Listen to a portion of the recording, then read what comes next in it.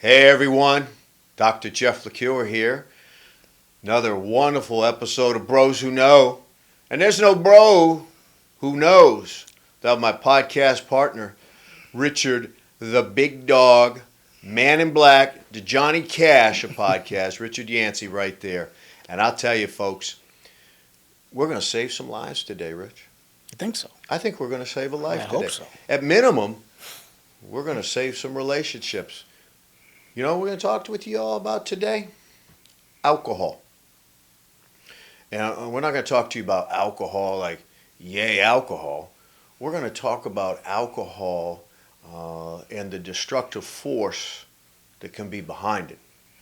And if you've watched any of our podcasts, and I hope you have, and I hope you've subscribed, I hope you've liked, and I hope you've shared it, you've heard Rich and I talk about a lot of different important things.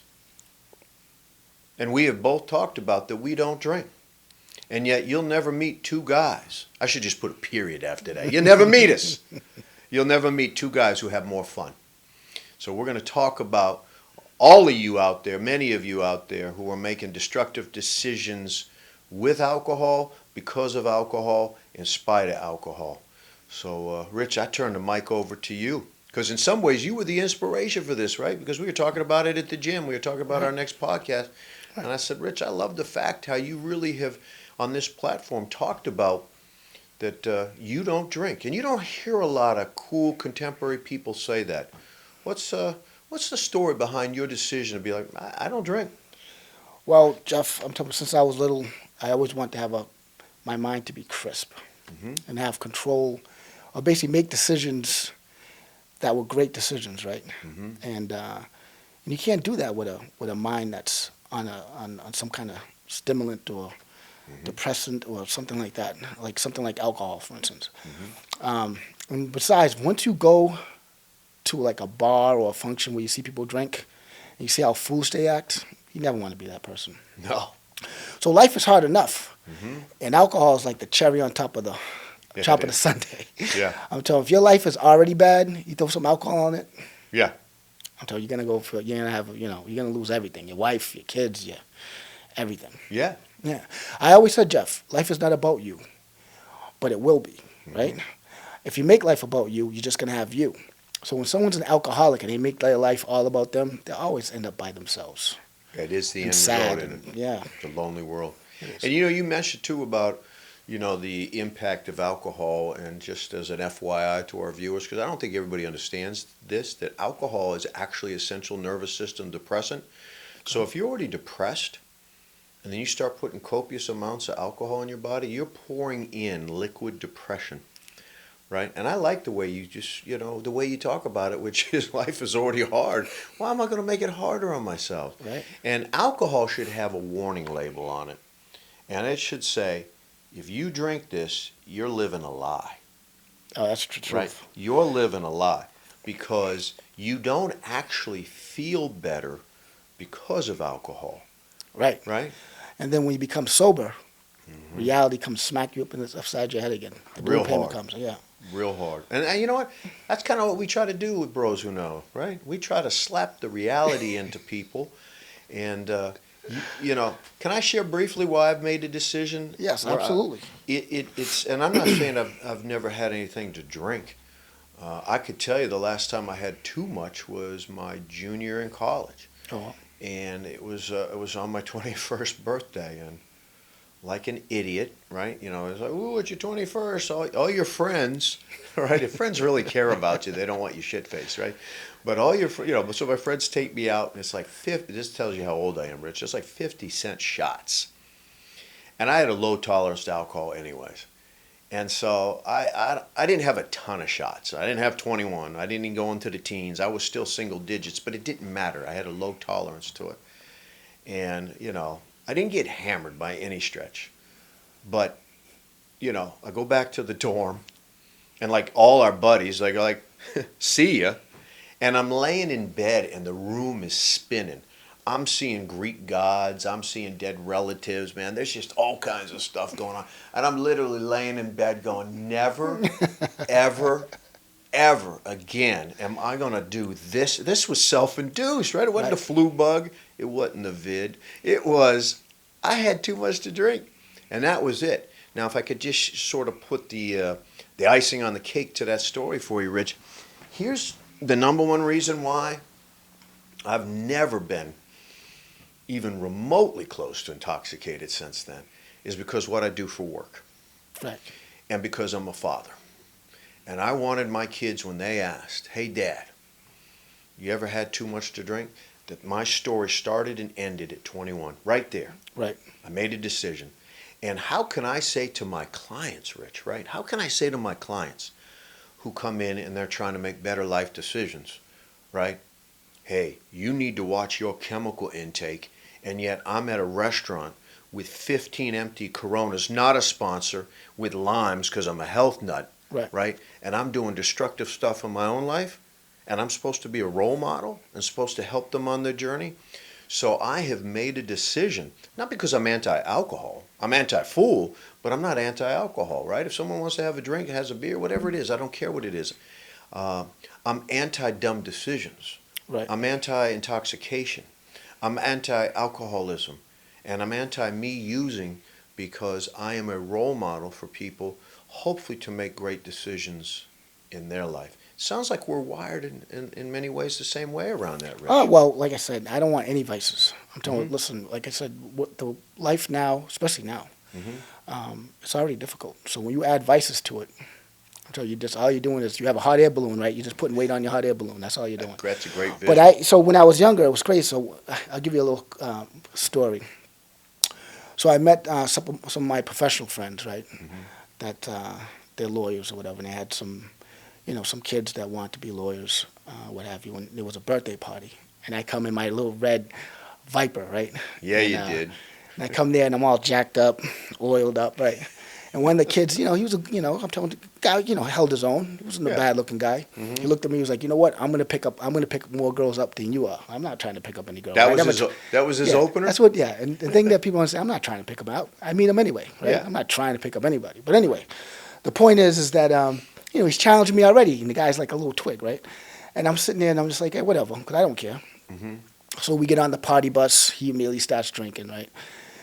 And so he's like, yeah, when I get to the club, you're going to see how many girls are going to be coming after me. I'm like, yeah, good for you, brother, because I don't have anything to prove. I know what my worth is, right? We get there, he drinks, gets all drunk, he's on the floor, act like a retard. Then we get back on the party bus, right? And he's on the ground on the party bus. Everyone's laughing at him. And my buddy takes out a dildo and puts it in his mouth and take pictures of it. There you go. And then I whispered in his ear, I'm like, that's how your life's going to be for the rest of your life. Yeah, it is. The point is that, and that picture can probably pop up today. Does he have kids? Do you know if he has kids now, Rich? His life is not that good. Okay. A lot of things Imagine if he happen. did. And He's that a good picture's guy, though. floating Yeah. around there. Okay. So he's a good guy when he's sober, but Yeah. But my the point is that it's like anything else, Jeff. Once you drink alcohol, you just gave your life to the alcohol. That's right. Right? Because once you make that decision, like I said, we're only one or two bad decisions from ruining our lives. So once you do that, no one cares like why you did it. So when you sit there and like, oh my God, I shouldn't have never done this and blah blah blah blah, and that's where regret comes, right? We talked about regret, and they're not bad people. You know what I mean? It's just that, like I said, if you get drunk or if you want to get drunk and you're alcoholic, the only problem with that is that you don't have any value anymore, like we talked about, and. How can you be in a relationship and be a positive force or any kind of relationship with your kids, That's right. your parents, your friends, when you have such a huge vice? What do you think? I think, again, Rich, you hit the nail on the head, right, about value. The one thing I always know, and I go into my deeply psychological roller coaster again. It's hard for me sometimes to separate out what I do for work and what I do for work. And here's what I know. Insecure people get drunk. Confident people don't. And I challenge people, because there's going to be some yo-yo out there in our viewership who go, I'm real confident. Not if you got hammered. Well, if you have any vice, any vice that you run to. Yeah, I agree. So just on the alcohol, see, so it becomes like this excuse for people Like, I'm sure you've heard this at the gym too, and I'm not going to single out anybody, but no one's going to talk to me at the gym anymore because they're like, wow, this guy's really listening. I hear people on the weekends, right? You and I Right. train in the morning. I hear people on the weekends they're training. They go, "Yeah, I got to train extra hard. I had too much to drink last night," or I got to train extra hard this morning so I can drink a lot at night." See, to me, those are all red flags. If you got a plan getting hammered, Oh man. right, that's some real issues. Here's another concern I find that I want people to recognize. These are red flags. When people start bragging about how much they've had to drink, Right. do you know what I know about them right away, Rich? What's that? Instantly. Yeah, I had 15 beers last night and I puked in my buddy's shoe. It was a great night. You know what I know instantly about that guy? What's that? He has a teeny, Rich, I'm telling you, like acorn size brain. And you guys thought I was going somewhere else. That's a whole different. That's a whole different podcast. I thought you were going somewhere else with that. Yeah, you did. I like a fisherman, right? I'm just reeling them in, right? And so, but it's true. Self-esteem and confidence keeps you vice free. Right. And here's another. I'm telling. This is part two of that. Right. Mm-hmm. So think about this, everyone. Right. If you're going out to drink, right? If you're going to a bar to drink, right? If there's 100 people, at least 20% of them, right, are going to be intoxicated. I'm giving That's probably I'm being very conservative, nice, right? Yeah, you're being. And out of that 20%, 2% of those are getting pulled over that day. Mm-hmm. I hope so. Right? Well, I'm just saying again, but it was planned that way though. Mm-hmm. You can't. I'm telling you, you can go to a bar one time and then be responsible, 2 times being responsible. But if that's your lifestyle, Mm-hmm. you're gonna be irresponsible. Mm-hmm. Out of 10 times you're going, you're gonna be irresponsible at least 2 out of the 10. Mm-hmm. So why subject yourself in that? Because if you have any kind of profession, you get pulled over while you're intoxicated, Done. and you have now they're taking your license away and they're putting you on the news like you're bad when you got set up. Like you're basically getting set up every time you go to a bar, right? Yeah. You're going to get set up at some Yeah. point. You're going to drive intoxicated at some point. Yeah. Right, Jeff? That's right. And when you do, It's over. if you're lucky that day, That's right. It's just percentages. That's right. If you drive 100 times intoxicated, you might get pulled over once. Mm-hmm. But the point is that why destroy your life? There's nothing. I've never seen an happy drunk before. No. You know what I mean? So, you gotta, so if you want to be in a great relationship, if you want to have a great relationship with your family, you want to have a great relationship with your friends, you have to first have a great relationship with yourself. If you have to go get drunk to have a great day, it's already you're going in the wrong direction. That's when you need to call me up. You're going in the wrong direction. It reminds me when you described that, Rich, that in college I already knew that I wasn't into chemicals, period.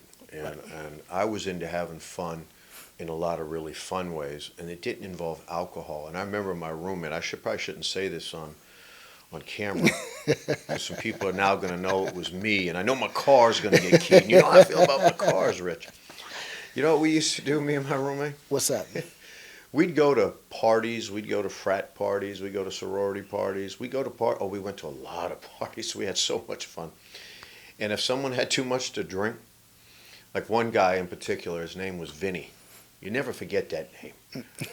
And we took this dates me too on how long ago it was. We took an American flag and we slid it. He's laying like this on the couch, and we slid it in. He was a freshman, and we took a Polaroid right there and made those. And then below it, we put on a sheet of paper, "Mom having a great time at college," and we sent that picture out. Right? That was you? Yeah. Oh, you're in trouble now, bro. Vinny's probably balloon like payment 6'5" now, 420, squats like 1,000 pounds. Man, you got to have my back at the gym. Here's another thing we used to do, and I can't believe. But again, So you mean this show's gonna be Bro Who Knows now, huh? bro, who know? Yeah, bro with a broken arm. The other thing we used to do, and I was young and stupid, but it was fun because if they learned that when I'm intoxicated, someone took a picture of me with a flag, and that's the worst that ever happened, they'd go, you know what else we used to do? We would shave their eyebrows off and then take a Sharpie, like pink and red and purple. We'd color it back in, and So you you a know what bad we would boy. do? What's that? Take a picture. Yeah. Say, Mom, your tuition dollars at work. And that's another thing for you ladies out there, you women out there. Oh, You know, yeah. you it's rough enough out there for you guys, but you put on your favorite dress and you look as nice and beautiful as you possibly can, and you get drunk. Not only like you're making a fool out of yourself, but you are setting yourself up to get hurt. Oh, Rich, I'm glad you bring You are this up. setting yourself up to get hurt, because out of 100 guys, maybe I would say maybe 5 to 10% would take advantage of you, but you might be unlucky that night. That's right. And you might meet one of those one of those guys in that. And you got a greater likelihood in that environment, right? Right. And the thing about and I'm going to get heat on this, but I'm going to tell you something. When it comes to if you're intoxicated and you get raped, yes, the man is not supposed to take advantage of you, 100%. But you have to take responsibility of your life. So you can't blame it all on him. You have to say, listen, I should have been more responsible with yourself. Can I follow up on that, Rich? Yeah, Because you bring it up, and I got your back. If someone gives you heat, I'll cool them down. Because you bring up a really valid point. 80% of all date rapes involves alcohol, with both parties intoxicated. Right. And so we're not saying that because a woman drinks too much, she asked for it, needed it, wanted it, shouldn't have dressed a certain way. What we're saying is, if she's intoxicated, she doesn't have the wherewithal to be able to say, I'm going to put myself in a safe situation. And the amount of time, and I've been in court as a witness, the amount of times, and I have to use this word, I hope it doesn't get beeped out. If our producer, Michelle, who's wonderful, has to do it, Michelle, I got your back. If our cool intern, Jack, today has to beep this out, I'm all right with it. But remember, a man never does this. But I've heard asshole guys in court who have raped a woman on a date, and their defense attorney says, well, he had too much to drink. He didn't know what he was doing. You know what I would do if I could change the law? First of all, if you rape somebody, you never get out of jail. And if you use alcohol as your excuse, I get to beat you twice, and then you go to jail. That's how furious it makes me. So I'm glad you're bringing up. Right. For all our sisters watching our program today, Rich, that date rape is still epidemic. And again, it happens in the environment in which alcohol flows like water. Right. Right? And what people don't understand is that even if you were in front of a judge and you're intoxicated, they won't even talk to you. Like you can't even, once you're intoxicated, you can't even sign a contract if you're intoxicated. Right. So you think about that. If there's a contract, you can't even sign it if you're intoxicated because it's null and void. Because you're not at a state where you know exactly what you're doing. So, once you put yourself in that situation, it's done. It's you have to take ownership for your behavior. Well, and that's the thing. Like I said, life is crazy. So let me tell you something. You can get if life was like this, you could have as many vices as you want. If you can make a mistake and say okay, you know what, I can rewind and do it over again. If there was a do-over, do whatever you want to do. But in this world, especially now when it's you got cameras everywhere, there's no do-overs. No, not anymore. And it's sad because you could be the best person in the world and do something over and over and over again in your life, and everyone respects you, and you have a good reputation. You make one mistake, and you ruin everything that you've done for all those years. Right. You can ruin it.